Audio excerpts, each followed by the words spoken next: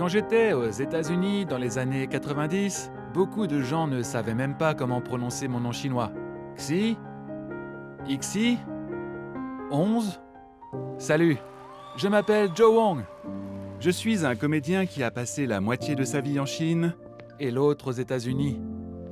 J'ai vu nos ressemblances et nos différences.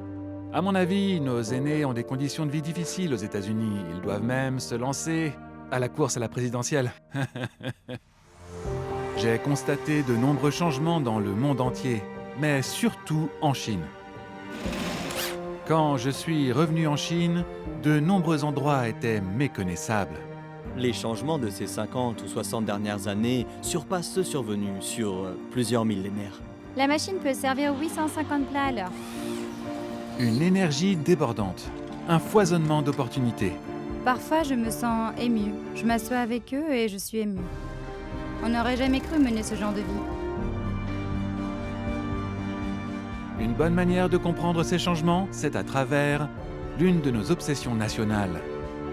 Je ne connaissais pas ce stéréotype qui dit que les Chinois excellent dans les maths. Mais à y réfléchir, les Chinois sont vraiment habiles avec les nombres. Prenons un exemple.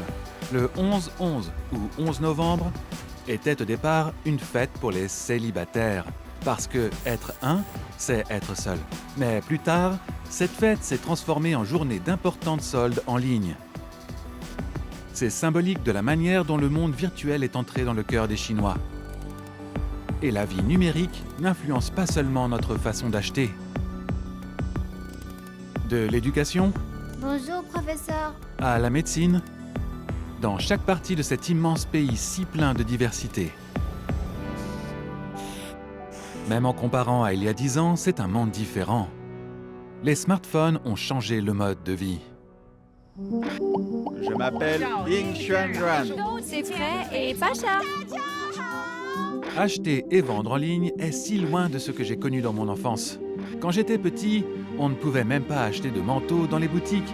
Ils étaient cousus à la main dans chaque famille. Maintenant, on peut les avoir en quelques heures avec un simple clic.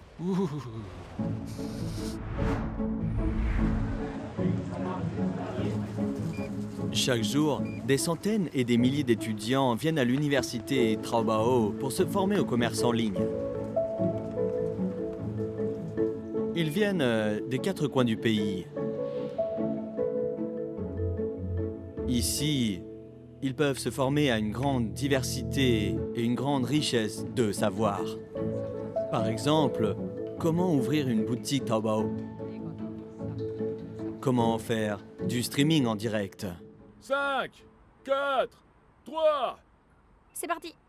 Bonjour à tous. Comment vendre via le streaming en direct? Plus de 10 millions de compagnies opèrent actuellement sur Taobao. Parmi les marques avec des ventes dépassant les 1 milliard de yuan, 80% sont issus de notre centre de formation. Salut les amis, on continue notre direct aujourd'hui, c'est parti. L'an dernier, 1,4 million de streaming en direct ont été produits par des commerces en ligne de zones rurales. D'habitude, ça se vend pour plus de 100 yuan. Si vous le voulez, je vous le fais à 80, d'accord? Je vais vous montrer les petits maintenant. C'est le numéro 5. Il est si petit qu'il tient dans ma main. À l'origine, les bonsaïs sont une invention chinoise, pas japonaise. Quand Jiang a essayé de les vendre en ligne pour la première fois, les streamings en direct n'étaient pas encore populaires. Maintenant, c'est différent. En 2006, j'ai commencé à m'intéresser à Internet et j'ai vu que les gens vendaient des tas de choses en ligne. Je me suis dit que si ça marchait pour leurs produits, c'était aussi possible pour nos bonsaïs. On a vu des professeurs qui enseignaient à l'université Taobao. Chaque année, environ 5 millions d'étudiants s'initient aux méthodes de la vente en ligne grâce au centre de formation de Taobao. Je m'appelle Zhou Junprang. Je viens de Jiangmen, dans le Guangdong. Notre boutique vend principalement des accessoires de mode. Bonjour à tous. Bonjour. Si je suis venu à l'université Taobao, c'est pour apprendre la gestion, parce que la vente en ligne est une activité qui nécessite de la collaboration et du travail d'équipe. À l'université Taobao, on peut se former aux toutes dernières stratégies de marketing numérique. Ce qui m'a le plus impressionné, c'est la manière dont ils nous font utiliser les données pour nous éclairer. Quand on s'est lancé dans cette industrie, c'était juste moi et un ami. On faisait tout nous-mêmes. Aujourd'hui, nos ventes annuelles représentent environ 12 millions de yuan. Je suis très surpris par son calme. Son commerce rapporte 12 millions de yuan. J'ai l'impression d'être plus impressionné par ce chiffre que lui. Il fait plus d'argent qu'un diplômé avec un doctorat en biochimie de l'université Rice aux États-Unis. Et même s'il est trop tard pour moi, chaque jour en Chine, jeunes et vieux saisissent les opportunités offertes par Internet pour poursuivre leurs rêves.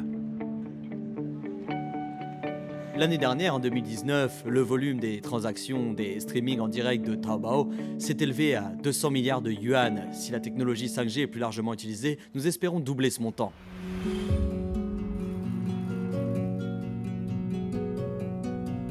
Avant, c'était une petite route étroite en terre battue, ici, avec des champs de chaque côté. C'était très triste. Chaque famille vivait dans une petite cabane à côté. Quand je dis ça à mes enfants, ils ont cru que je racontais des histoires. J'ai toujours raconté à mon fils combien la vie était dure quand j'étais petit. Et des années plus tard, quand il a vu la campagne, il m'a dit « Papa, ça n'a pas l'air si terrible que ça, parce que la campagne a tellement changé. C'est vraiment dur d'éduquer les enfants de nos jours. » Aujourd'hui, plus de 800 agriculteurs de Shuyang possèdent des commerces en ligne où ils vendent leurs produits. Personne ne manque de travail ici.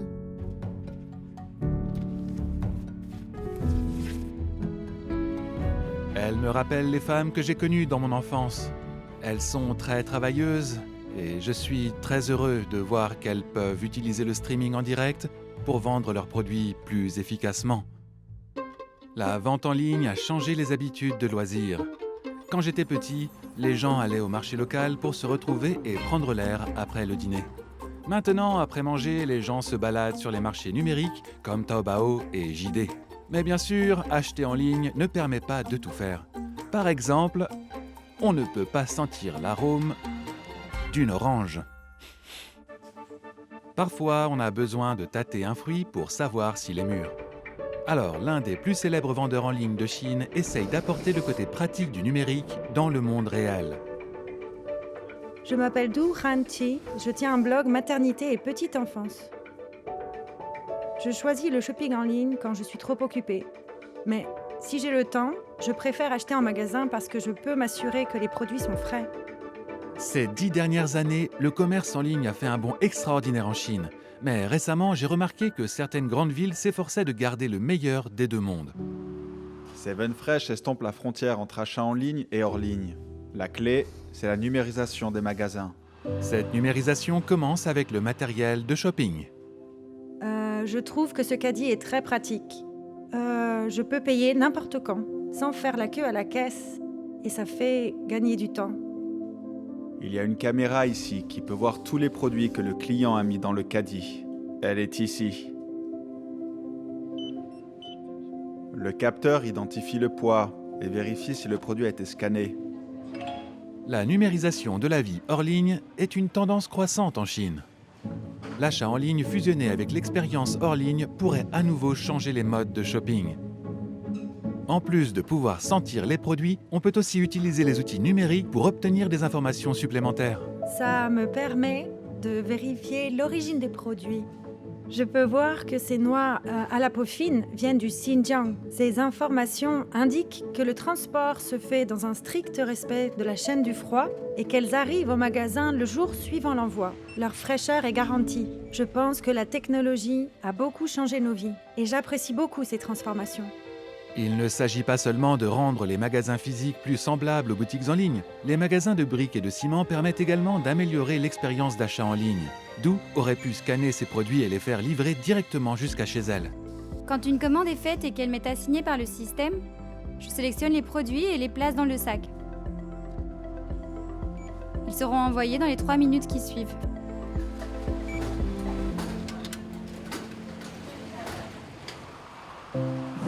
Avoir des magasins physiques signifie que les produits sont proches des foyers des gens plutôt que d'être stockés dans de gigantesques entrepôts en banlieue. Les produits peuvent être livrés aux clients au plus vite en 30 minutes. JD compte ouvrir de nombreux magasins similaires. Avec le développement de la technologie, les smartphones sont entrés dans les vies de chacun. Je pense que la création d'un nouveau commerce du détail grâce à la numérisation des magasins dans le monde entier est la tendance du futur. J'aimerais que le monde réel imite plus souvent le monde numérique. Par exemple, parfois je ne sais pas terminer une conversation. J'aimerais pouvoir le faire avec un emoji.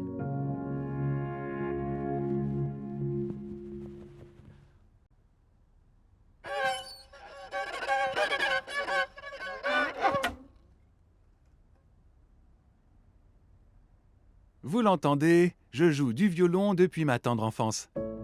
Ma femme et moi avons décidé que notre fils apprendrait le piano. Pourquoi son enfance devrait être plus heureuse que la mienne? Maintenant, les enfants qui jouent d'un instrument en Chine peuvent fusionner apprentissage en ligne et hors ligne pour rendre l'expérience plus amusante. Bonjour. Bonjour madame. Commençons par Xernie.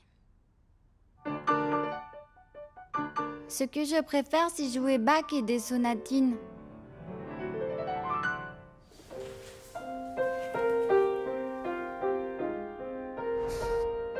Je m'appelle Gehao, professeur associé dans le département de piano du Conservatoire de Shanghai. J'aime bien Monsieur Ge, il est plein d'énergie. Il joue comme ça, ouh.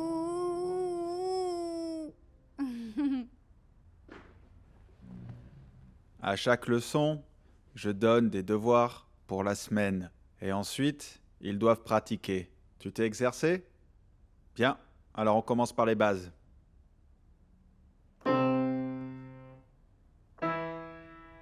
C'est impossible de compter sur le seul bon vouloir des enfants pour qu'ils fassent les exercices que je leur donne. Environ 40 millions d'enfants apprennent le piano en Chine et je parie que 39 millions d'entre eux se disputent avec leurs parents parce qu'ils ne s'exercent pas assez. Souvent, les parents surveillent de près quand leur enfant s'exerce. Avant le professeur en ligne, son père et moi, on devait l'accompagner. À vrai dire, c'était vraiment fatigant. Maintenant, les petits Chinois peuvent utiliser une app appelée VIP qui les met en contact avec des professeurs de musique basés au siège de VIP. Ceux-ci peuvent superviser les exercices à notre place. On s'est dit qu'on pourrait épargner des migraines à de nombreux parents et résoudre les problèmes pratiques des enfants apprenant le piano. Nous donnons 30 000 classes en ligne par jour. Nous avons environ 200 000 étudiants payants.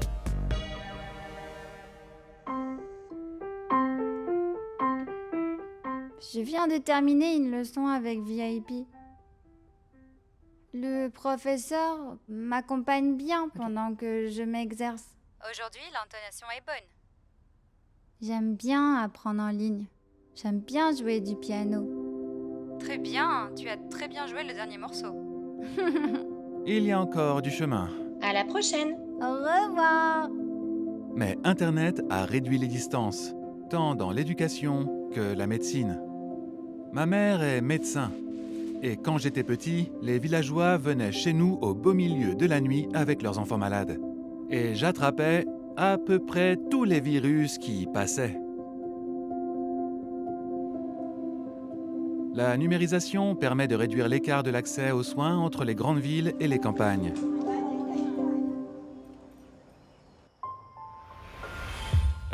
Je vais rarement à l'hôpital. C'est trop loin. Ce n'est pas pratique d'aller à l'hôpital, mais si la technologie peut aller jusqu'au village, l'état de leurs yeux peut être vérifié immédiatement.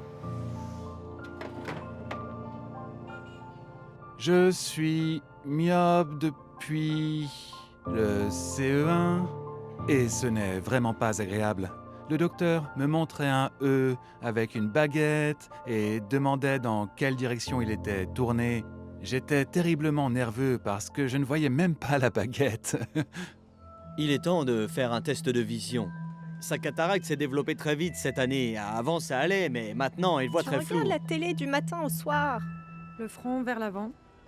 La technologie réduit grandement la charge de travail des médecins. Installer un centre d'examen oculaire dans un van et faire une tournée dans la campagne n'est pas ce qu'il y a de plus impressionnant. Diagnostiquer des centaines de patients prend du temps, et ce travail peut maintenant être effectué par une IA. On le transmet aux médecins de l'hôpital avec le réseau 5G et le diagnostic arrive instantanément. Cette IA sur le cloud peut détecter les scanners potentiellement problématiques sans aide des docteurs humains. L'œil gauche est un peu plus touché que le droit. D'après la photo qu'on a prise, on peut voir que le fond de l'œil est trouble. Vous devez aller à l'hôpital pour un examen plus approfondi, hein. Cette intelligence artificielle médicale a été créée par la plateforme internet chinoise Tencent.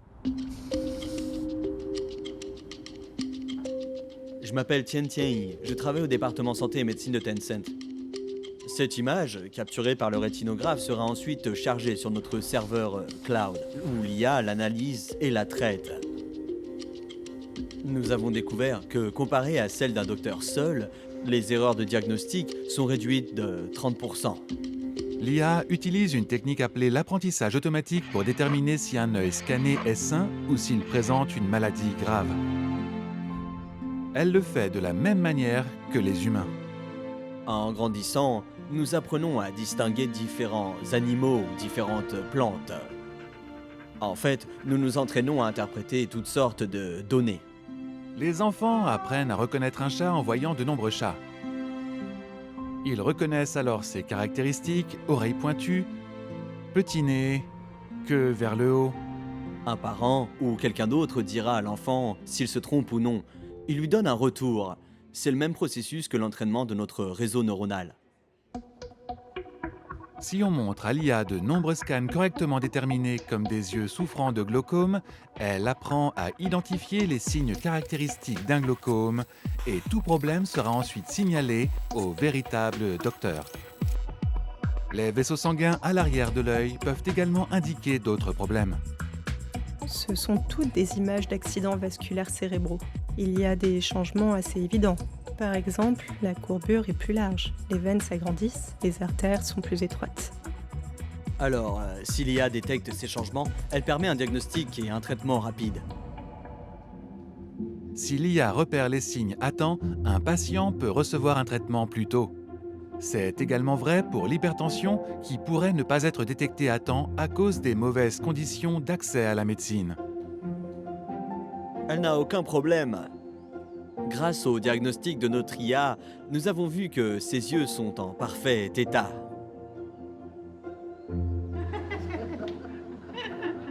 Bien sûr, c'est mieux de ne pas aller à l'hôpital. C'est compliqué d'aller à l'hôpital. Quand mon fils est tombé malade aux États-Unis, ma mère a pu examiner sa gorge depuis la Chine par appel vidéo. Si une telle technologie avait existé quand j'étais petit, la vie aurait été plus facile. 2020 a été une année étourdissante. Dans le monde entier, la pandémie a profondément affecté nos vies.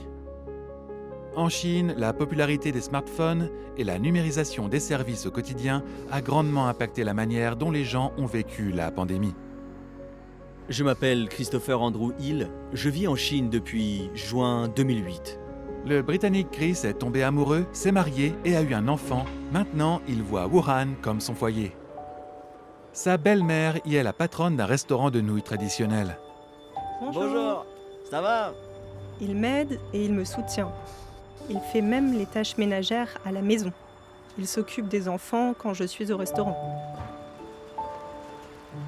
Pendant la pandémie, on a dû fermer pendant 4 mois. On est resté en contact avec nos amis et notre famille grâce à nos smartphones. Pendant la pandémie, la populaire application de messagerie WeChat a permis aux familles comme la leur de garder un lien vital. Dans chaque complexe résidentiel, l'équipe de concierge a créé des groupes WeChat couvrant tous les résidents. Quand quelqu'un avait besoin de nourriture, il passait commande dans le groupe et les concierges allaient faire des courses au supermarché pour acheter ses produits. Les commandes étaient ensuite livrées à la porte principale. C'était vraiment très utile et très important parce que, comme ça, les gens n'avaient pas à s'inquiéter de tomber malades. Une fois les règles de confinement assouplies, un nouvel outil numérique s'est révélé vital dans la lutte contre la Covid. De nos jours, de nombreux étrangers apprennent le chinois. Certains viennent se plaindre à moi en disant « Hey Joe, regarde ce caractère, il est très compliqué !» Et je réponds « Mais c'est un code QR ça !» Les codes QR sont presque devenus un symbole national de la Chine, un symbole d'une vie en ligne. Pendant la pandémie, ils étaient absolument omniprésents. Récemment, quelqu'un demandait ce qu'on dirait à un extraterrestre qui arriverait en Chine. Pour le moment, je suis sûr qu'on lui demanderait en premier de montrer son code de santé. Avec le système de code de santé mis en place par le gouvernement, Il fallait entrer nos informations dans le système qui nous donnait alors un code QR. Si vous n'aviez pas été en contact avec la Covid ou que vous aviez fait un test négatif, votre code QR était vert. Mais si votre téléphone détectait que vous aviez été à proximité d'un malade ou d'un endroit où la Covid avait été repérée, votre code QR devenait rouge et vous deviez vous confiner. Si je pense que c'était efficace, oui, très efficace. C'était une manière de garder les gens en sécurité et en bonne santé. Bien sûr, on pouvait voir ça comme un outil de surveillance, mais c'était pour préserver les vies humaines.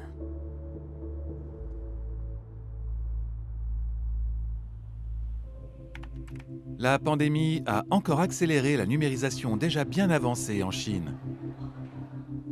Je pense que l'utilisation de l'Internet mobile a changé de nombreux aspects de la vie des gens. Par exemple, pendant la pandémie de Covid, beaucoup de personnes âgées se sont mises à faire leurs courses via les téléphones portables. Pendant la pandémie, les enfants n'allaient pas à l'école. C'était à la fois un défi et une opportunité pour l'éducation en ligne. Pendant la pandémie, plus de 80% des utilisateurs ont augmenté la fréquence de leur pratique du piano. Tout ça a accéléré la transformation de l'économie numérique d'au moins 5 ans. On pense que Internet est un outil extraordinaire qui a permis à nous, agriculteurs, d'entrer dans la nouvelle ère. Du shopping en ligne à l'éducation, en passant par le divertissement, le suivi et le traitement des maladies, la Chine est entrée dans l'ère numérique. Les Chinois ont inventé la monnaie papier et ce sont aussi eux qui vont probablement mettre fin à son utilisation. Et maintenant, je vais mettre fin à cet épisode. Merci patron!